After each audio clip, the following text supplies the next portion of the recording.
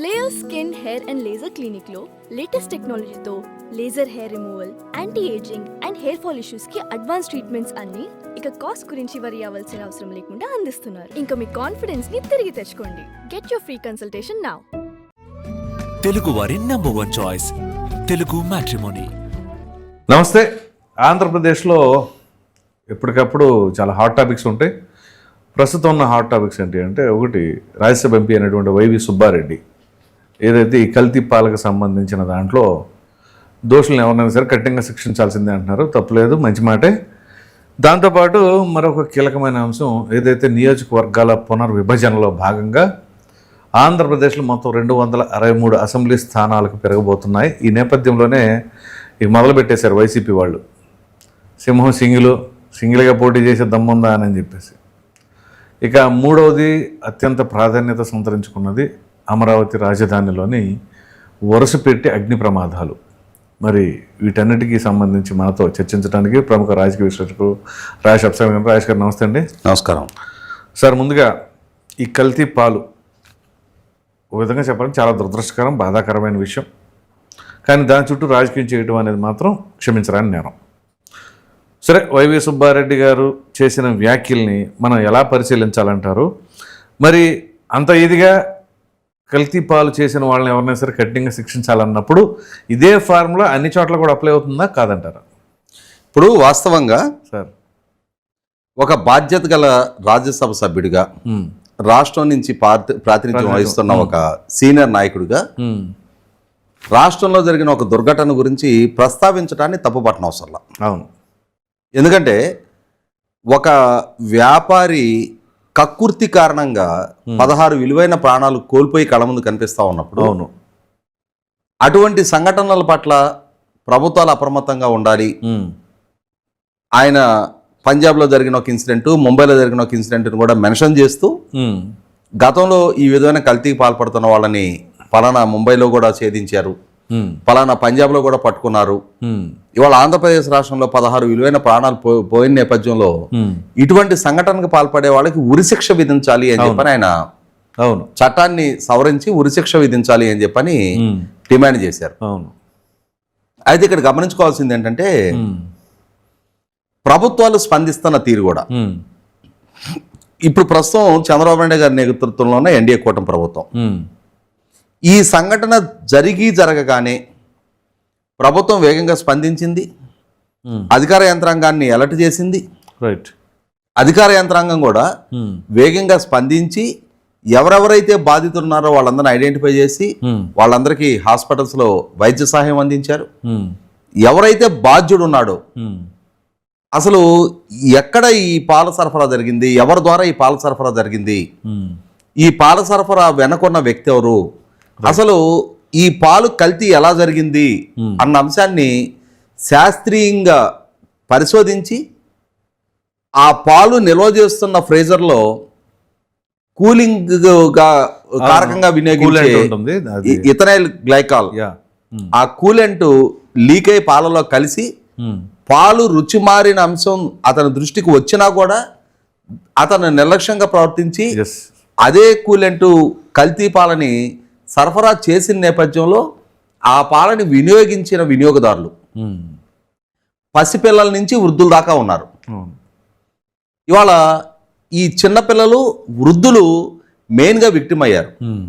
2 కిడ్నీలు ఫెయిల్ అయినాయి, డయాలసిస్ కూడా బాడీ సహకరించక ఊపిరితిత్తులు కూడా, అంటే మల్టిపుల్ ఆర్గాన్ డిజార్డర్ వచ్చి ప్రాణాలు కోల్పోయారు. 16 మంది ప్రాణాలు కోల్పోయారు. కొందరు సుదీర్ఘకాలం మృత్యుతో పోరాడి కూడా ఓడిపోయారు. అవును. ఇవాళ రాష్ట్ర ప్రభుత్వం స్పందించిన తీరు, అతన్ని అరెస్ట్ చేశారు, అతని మీద హత్య కేసు నమోదు చేశారు. రైట్. అతను ఉద్దేశపూర్వకంగా హత్య చేయకున్నా అతని నిర్లక్ష్య ధోరణి కారణంగా ప్రాణాలు కోల్పోవటం జరిగింది కాబట్టి ఈ మరణాలకు అతనే బాధ్యుడు అని చెప్పని అతని మీద హత్య కేసు నమోదు చేసి అరెస్ట్ చేశారు. మరి ఇటువంటి సంఘటనలే ఈ వైవి సుబ్బారెడ్డి గారి పార్టీ వైసీపీ ప్రభుత్వ హయాంలో కూడా ఏమైనా జరిగినాయా? నాడు వైసీపీ ప్రభుత్వం ఎలా స్పందించింది? ఒక్క కేసు రిఫరెన్స్ మాట్లాడుకుందాం. రైట్. జగన్మోహన్ రెడ్డి గారు పాలకుడిగా ఉండగా జంగారెడ్డిగూడెంలో నకిలీ సరాకి 26 మంది చనిపోయారు. అవును. ఇవాళ ఇక్కడ పాల కల్తీ జరిగింది అని ప్రభుత్వం అడ్మిట్ కాటానా, ఆ కల్తీకి బాధితుల్ని హాస్పిటల్కి తరలించడం కానీ, ఆ కల్తీ కారకుడు ఎవరనేది ఐడెంటిఫై చేయడం కానీ, అతన్ని అరెస్ట్ చేయడం కానీ, అదే క్రమంలో కల్తీ ఎలా జరిగింది అనేది కూడా రూట్ కాజ్ కూడా ఐడెంటిఫై చేశారు, రివర్సింగ్ చేశారు. కాబట్టి జగన్మోహన్ రెడ్డి గారి పాలనా హయాంలో జంగారెడ్డిగూడెంలో 26 మంది నకిలీ కల్తీ సారా తాగి ప్రాణాలు కోల్పోతే ప్రభుత్వం అసలు అది కల్తీ సారా మరణాలుగా అడ్మిట్ కాల, సహజ మరణాలే అని చెప్పేసి అంది కదా. ముఖ్యమంత్రిగా ఉన్న జగన్మోహన్ రెడ్డి నిండు అసెంబ్లీలో సభకి తప్పుడు సమాచారం ఇవ్వడం జరిగింది. పనిచేసే వయసులో ఉన్న 26 మంది పురుషులు మాత్రమే ప్రాణాలు కోల్పోతే వాటిని సహజ మరణాలుగా ప్రకటించాడు. సహజ మరణాలు అయినప్పుడు సహజంగా ఏజింగ్ ఇష్యూ అనేది పనిచేసే ఏజ్లో ఉన్న యంగ్స్టర్స్ నుంచి మిడిల్ ఏజ్లో ఉన్న వాళ్ళకి మాత్రమే అది ఎఫెక్ట్ అవ్వదు. సహజంగా వృద్ధుల్లో పురుషులు ఉండొచ్చు, మహిళలు ఉండొచ్చు సహజ మరణాలు అనుకున్నప్పుడు. కానీ ఇక్కడ ఒక స్పెసిఫిక్ కారణంగా కొంతమంది ప్రాణాలు కోల్పోతున్న నేపథ్యంలో ప్రతిపక్ష పార్టీలను అక్కడ పర్యటించడానికి కూడా అనుమతులు ఇవ్వకుండా, అయినా సరే ప్రతిపక్ష పార్టీలు స్పందించి ఆ బాధితులను సంప్రదించినప్పుడు, మీడియా వాళ్ళని సంప్రదించిన సందర్భంలో కూడా ఈ చనిపోయిన వాళ్ళందరూ కూడా అక్కడ ఏజెన్సీ ప్రాంతంలో లభ్యమవుతున్న ఈ నకిలీ సారా తాగే ఈ మరణాలు జరిగాయని చెప్పి నా కుటుంబ సభ్యులు చెప్తున్నా కూడా ప్రభుత్వం నిర్దాక్షిణ్యంగా అసలు ఆ అంశాన్ని అడ్మిట్ కాకుండా, అక్కడ ఒక సంఘటన జరిగింది అని అడ్మిట్ అయితే దానికి బాధ్యులు ఎవరు అనేది ఐడెంటిఫై చేయడానికి, ఇటువంటి సంఘటన ఇంకొక ప్రాంతంలో జరగకుండా చర్యలు తీసుకోవడానికి ఆస్కారం ఉంటుంది. కానీ ఇక్కడ ప్రభుత్వం అసలు ఆ సంఘటన ఐడెంటిఫై చేయని వలన ఇంతమంది ప్రాణాలు పోవడానికి బాధ్యుడైన వ్యక్తి మీద ఎటువంటి అభియోగాలు నమోదు కాలేదు. అసలు అతను ఎవరు ఐడెంటిఫై చేయలేదు. ఈ తయారు చేస్తున్నది ఎవరు, ఈ సరఫరా చేస్తున్నది ఎవరు, ఈ వ్యాపారం చేస్తున్నది ఎవరు ఈ మరణాలకు బాధ్యుడు అనేది ప్రభుత్వం నిర్దాక్షిణ్యంగా తొక్కిపెట్టేసిన కారణంగా నేర ప్రవృత్తి కలిగి చట్ట ఉల్లంఘనకు పాల్పడ్డ వ్యక్తి కూడా చాలా సునాయాసంగా జగన్మోహన్ రెడ్డి గారి నిర్లక్ష్య ప్రయోజనం ఎటువంటి నేరాపయోగాలు లేకుండానే కేసు నమోదు కాకుండానే తప్పించుకోగలిగాడు. అటువంటి దగ్గర ఇవాళ వైవి సుబ్బారెడ్డి గారు ఈనాడు ఈ ప్రభుత్వం స్పందించిన తీరు కళ్ళ ముందు కనిపిస్తున్నా కూడా పార్లమెంటు వేదికగా ఇవాళ చంద్రబాబు నాయుడు గారి నేతృత్వంలో ఉన్న ఎన్డీఏ కూటమి ప్రభుత్వం ఇక్కడ కొనసాగుతుంది కాబట్టి ఈ పాలనా హయాంలో జరిగిన సంఘటన అనే ఉద్దేశంతో దాన్ని దేశం దృష్టికి తీసుకొచ్చారు. సరే, దేశం దృష్టికి తీసుకొచ్చారు, ఉరిశిక్ష విధించాలని చెప్పని ప్రతిపాదిస్తున్నారు. మరి ఇదే సందర్భంలో ఇదే వైవి సుబ్బారెడ్డి గారు టీటీడీ చైర్మన్ గా కొనసాగిన 4 సంవత్సరాల కాలంలో తాను బోర్డు చైర్మన్ గా ఉండి తానే తిరుమల శ్రీవారి ప్రసాదంగా వినియోగించే లడ్డూ తయారీలో అంటే నైవేద్యంగా వినియోగించే లడ్డూ తయారీలో వినియోగించే నెయ్యి, ఆ నెయ్యి సరఫరా కొనుగోళ్లలో జరిగిన అవకతవకలు, టెండర్ నిబంధనలు సడలించిన తీరు, వీటికి తోడు అసలు నెయ్యే కాదు అని చెప్పని 2022లోనే తన దృష్టికి ఆ అంశం వచ్చినా కూడా CFTRI ల్యాబ్ నివేదిక ద్వారా తన దృష్టికి అధికారుల అంశాన్ని తీసుకొచ్చినా కూడా దాన్ని పరిగణలోకి తీసుకోకుండా, దాని మీద ఫర్దర్ గా చర్యలు తీసుకోకుండా 5 సంవత్సరాల పాటు 68 లక్షల కిలోల ఒక కెమికల్ సొల్యూషన్ ని టీటీడీకి సరఫరా చేయించి దాని ద్వారా 20 కోట్ల లడ్డూలు తయారు చేయించి సుమారుగా 60 నుంచి 70 కోట్ల మంది భక్తులు ప్రసాదం రూపంలో ఒక కల్తీ పదార్థంతో తయారు చేయబడ్డ లడ్డూలు తీసుకున్నారు అని అంటే దానికి బాధ్యుడైన వైవి సుబ్బారెడ్డికి కానీ, అతని తర్వాత బోర్డు చైర్మన్గా వ్యవహరించిన బోమన కరుణాకర్ రెడ్డికి కానీ, వీరిరువురు సమయంలో ఎగ్జిక్యూటివ్ ఆఫీసర్ గా పనిచేసిన ధర్మారెడ్డికి కానీ వాళ్ళకి ఏ విధమైన శిక్షలు విధించాలి? తెలిసి వాళ్ళ దృష్టికి అంశం వచ్చినా కూడా ఇవాళ ఈ పాల వ్యాపారికి ఆ ఇథనైల్ గ్లైకాల్ కలవటం వల్ల ఆ పాలు సేవిస్తే ఎదురుగాబోయే కాన్సిక్వెన్సెస్ గురించి అతనికి అవగాహన లేకపోయి ఉండొచ్చు. కానీ ఇక్కడ ఒక వ్యవస్థ, అధికారులు ఉన్నారు, సమగ్రమైన ల్యాబ్లో నిర్ధారణ చేయగలిగే అధికారులు ఉన్నారు. ల్యాబ్లో నిర్ధారణ చేసిన తర్వాత కూడా 2022 ఆగస్టు 3వ తారీఖు రోజు CFTRI ల్యాబ్ నుంచి టీటీడీకి రిపోర్టు వచ్చిన తర్వాత కూడా ఆ అంశాన్ని సుబ్బారెడ్డి దృష్టికి తీసుకెళ్లిన తర్వాత కూడా మళ్ళీ తిరిగి ఆగస్టు 25వ తారీఖే ఇంకొక 1,08,000 కిలోలకు ఆర్డర్ ప్లేస్ చేయడం జరిగింది అని అంటే మరి ఇవాళ వైవి సుబ్బారెడ్డికి ఏం శిక్ష విధించాలి?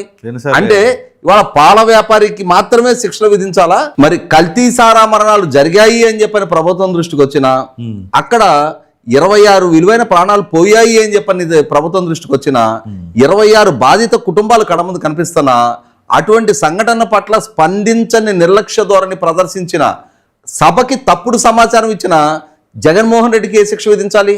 కాబట్టి ఈ 2 విషయాల పట్ల కూడా వైవి సుబ్బారెడ్డి గారు స్పందించి తమ వల్ల జరిగిన తప్పుని ఈ రోజుకి అడ్మిట్ కాకుండా నేటి ప్రభుత్వం మీద ఎదురుదాడి చేస్తున్న తమ పార్టీ, తమ మీడియా, తమ సోషల్ మీడియా వైఖరులకు కూడా ఇదే వైవి సుబ్బారెడ్డి కనుక అదే పార్లమెంట్ వేదిక ఒక సమాధానం చెప్పగలిగితే, సంజయ్ ఇవ్వగలిగితే, తాను కూడా విచారణ ఎదుర్కొన్న సందర్భంగా తానే స్వయంగా మీడియా ముఖంగా కల్తీ జరిగిందనేది నిర్ధారణ అయింది.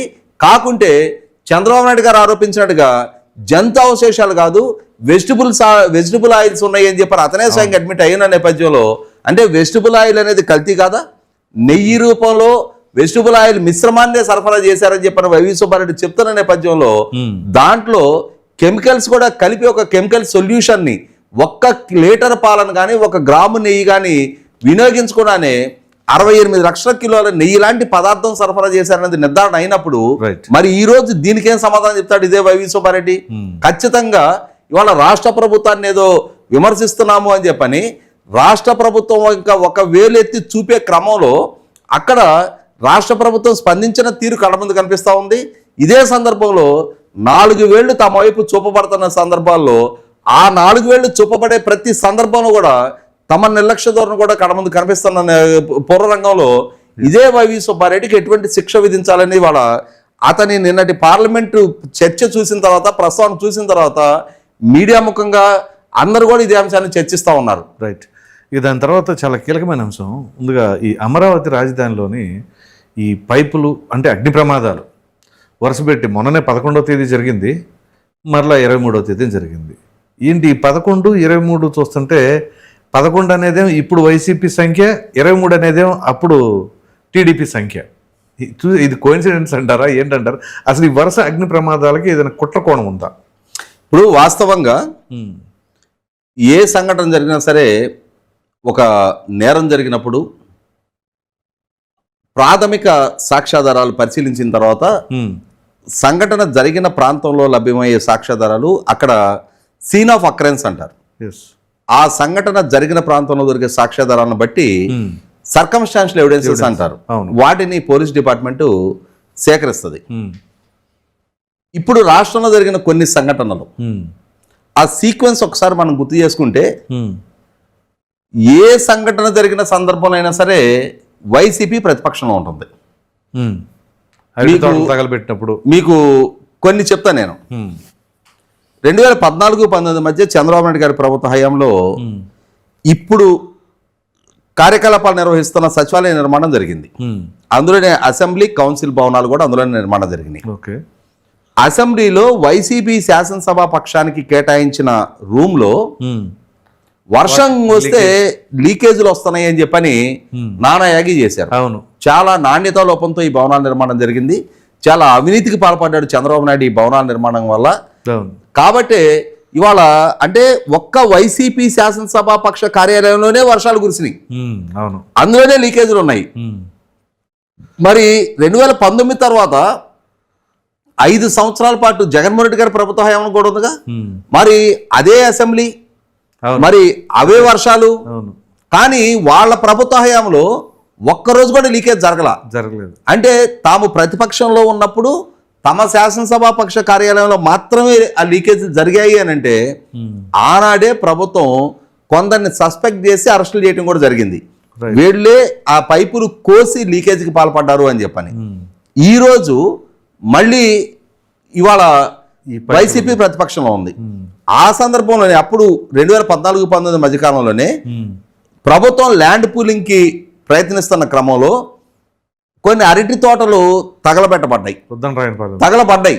తగలబడ్డ నేపథ్యంలో ప్రభుత్వం విచారిస్తే ఉద్దేశపూర్వకంగా ల్యాండ్ పూలింగ్ కి సహకరించని రైతుల తోటలు తగలబెట్టి ప్రభుత్వం ల్యాండ్ పూలింగ్ కి సహకరించిన రైతులని బెదిరించడానికి, భయపెట్టడానికి వాళ్ళ తోటలు తగలబెడుతుంది అని చెప్పని ప్రభుత్వం మీద నిందలు మోపే ఒక లక్ష్యంతో ఆ రోజున అరటి తోటలు తగలబెట్టబడ్డాయి అని చెప్పని నిర్ధారించుకొని ఆ కేసులో నాడు వైసీపీ శ్రేణులు కొందరిని అరెస్ట్ చేయడం జరిగింది.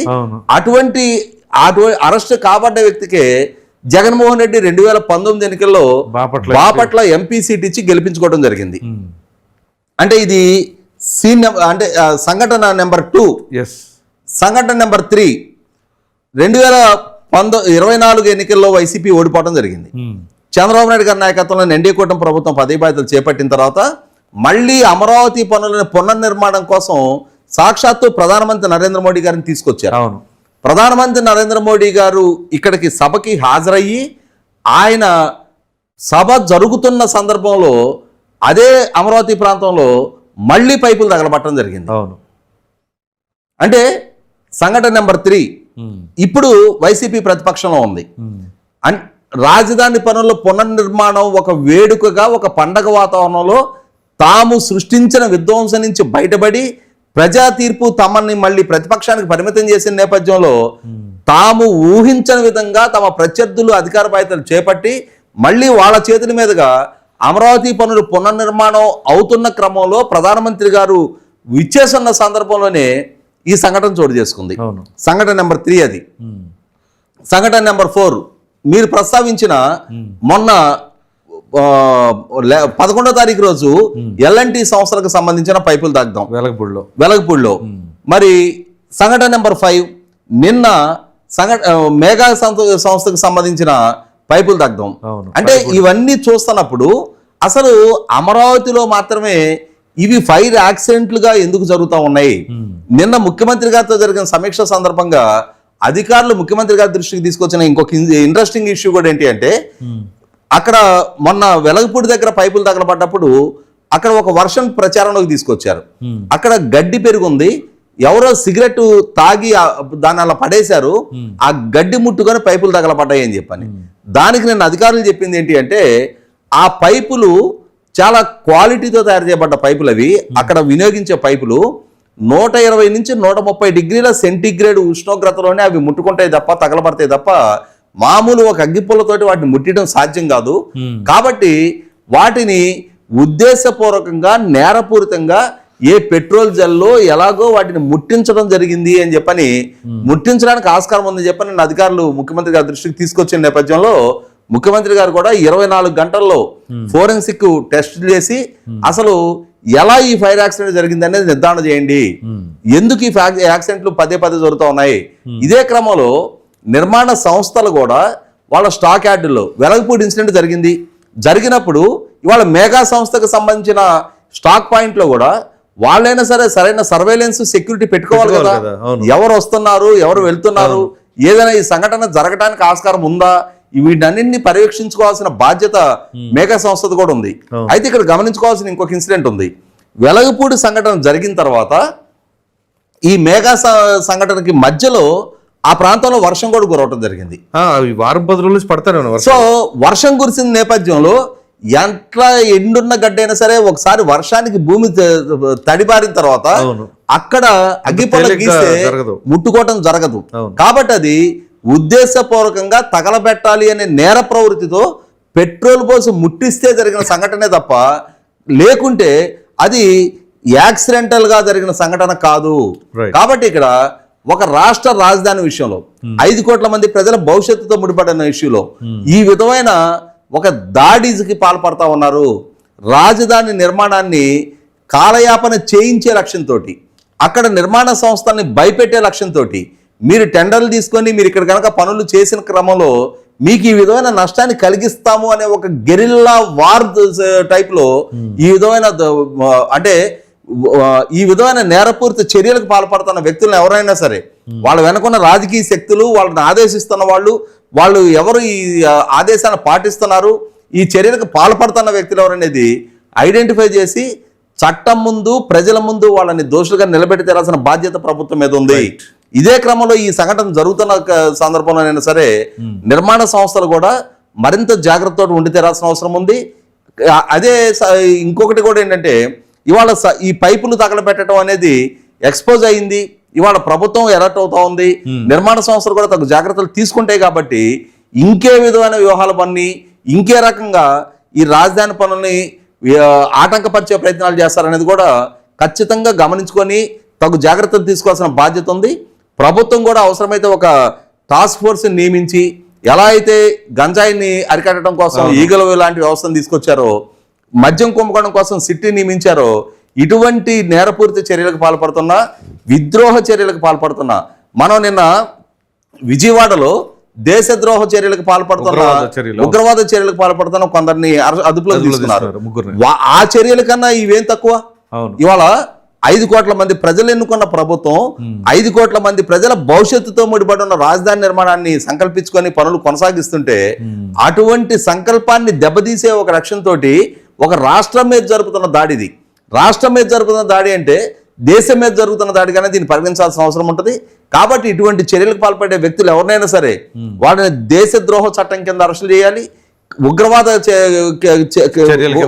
చర్యలుగా వీటిని పరిగణించాలి, కఠినమైన కేసులు వాళ్ళ మీద నమోదు చేయాల్సిన అవసరం ఉంది. రాజేష్ గారు, ఇప్పుడు ఏదైతే నియోజకవర్గాల పునర్విభజన, ఇది చాలా మందికి ఆనందం కలిగించే అంశం, మరి ఎవరికైనా బాధ కలుగుతుందో ఏమో తెలియదు కానీ, సో ప్రధానంగా 263 స్థానాలు కాబోతుంది ఆంధ్రప్రదేశ్లో అసెంబ్లీ నియోజకవర్గాలు. ఈ తరుణంలో వైసీపీ సాధారణంగా కొన్ని స్లోగన్స్ తీసుకుంటుందిగా, సింహం సింగిలు, వైనాట్ 175. ఇప్పుడు అది కాస్త 263 అన్నారు. ఇంకా వైనాట్ 263 అంటారేమో అనుకున్నా, అనలేదు. మేము సింగిల్గా వస్తే మీరు సింగిల్గా వస్తారా అనే ధోరణి. సో దీనిపైన ఏమని అంటారు? ఇప్పుడు ఒకటేంటంటే, వైసీపీ నిన్న జరిగిన సంఘటనల్ని కన్వీనియంట్గా మర్చిపోయి, ప్రజలు కూడా మర్చిపోయి ఉంటారులే అని చెప్పని ఒక భావంతో నేటి గురించే మాట్లాడుతూ ఉన్నారు వాళ్ళు. అవును, వైసీపీ 2024 ఎన్నికల సందర్భంగా కానీ 2019 ఎన్నికల సందర్భంగా కానీ పదే పదే మేము సింగిల్గా వస్తామని చెప్పని సవాళ్ళు విసురుతూ ఉన్నారు. 2024 ఎన్నికల్లో వైసీపీ జనసేనతో అలయన్స్ కోసం ప్రయత్నం చేసింది. అవును, కానీ జనసేన దాన్ని పరిగణలోకి తీసుకోలేదు అని చెప్పని రీసెంట్గా వైసీపీ ప్రభుత్వంలో మంత్రిగా పనిచేసిన సీదిరి అప్పలరాజు తన కార్యకర్తల సమావేశంలో ప్రస్తావించిన అంశం మనం చూసాం. అవును, మనం జనసేన కోసం ట్రై చేసాం. ఒకవేళ జనసేనతో కనుక పొత్తు కుదురున్నట్టయితే ఇంత ఘోరమైన పరిస్థితులు ఉండేవి కాదు అని చెప్పని, అంటే జనసేన అధినేతని ఇష్టారీతిన విమర్శించి వ్యక్తిత్వానికి పాల్పడి జనసేన తరపున క్రియాశీలకంగా వ్యవహరిస్తున్న సోషల్ మీడియా కార్యకర్తలని, మహిళా నాయకురాలని ఇష్టారీతిన జుగుత్సాకరమైన పదజాలంతో వ్యక్తిత్వానికి పాల్పడి సాక్షాత్తు పవన్ కళ్యాణ్ గారిని, ముఖ్యమంత్రి హోదాలో ఉన్న జగన్మోహన్ రెడ్డి పదే పదే ఆయన వైవాహిక జీవితాన్ని, వ్యక్తిగత జీవితాన్ని ప్రస్తావిస్తూ చులకన చేస్తూ మాట్లాడి ఎన్నికల దగ్గరికి వచ్చేటప్పటికి తమ పాలనకి మద్దతుగా జనసేనని నిలబడమని, తమతో అలయన్స్ కుదుర్చుకోమని చెప్పని ప్రయత్నం చేశారు అని నిస్సిగ్గుగా ఆ పార్టీ నాయకులే ప్రస్తావిస్తా ఉన్నారు. ఇక్కడ ఏమవుతుంది, జనసేన పొత్తుకి రాలేదు. తెలుగుదేశం, జనసేన, భారతీయ జనతా పార్టీ కలిపి అలయన్స్ తోటి వాళ్ళు ఎన్నికలకు రావడం జరిగింది. అంటే తమకి దక్కనిది తమ ప్రత్యర్థులకు దక్కేటప్పటికి అందని ద్రాక్ష పండు పుల్లన ప్రయత్నం చేశారు.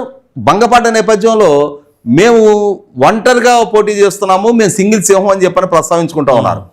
అంటే ఆఖరికి రాష్ట్రంలో ఉన్న కేఏ పాల్ కూడా వీళ్ళతో పొత్తుకి సిద్ధపడని నేపథ్యంలో ఏక్ నిరంజన్ లాగా ఎవరు వీళ్ళతో సయోధ్యకి ప్రయత్నం చెయ్యని నేపథ్యంలో ఈరోజు గత్యంతరమైన స్థితిలో సింగిల్ గా పోటీ చేసి మేము సింగిల్ సింహం అంటున్నారు.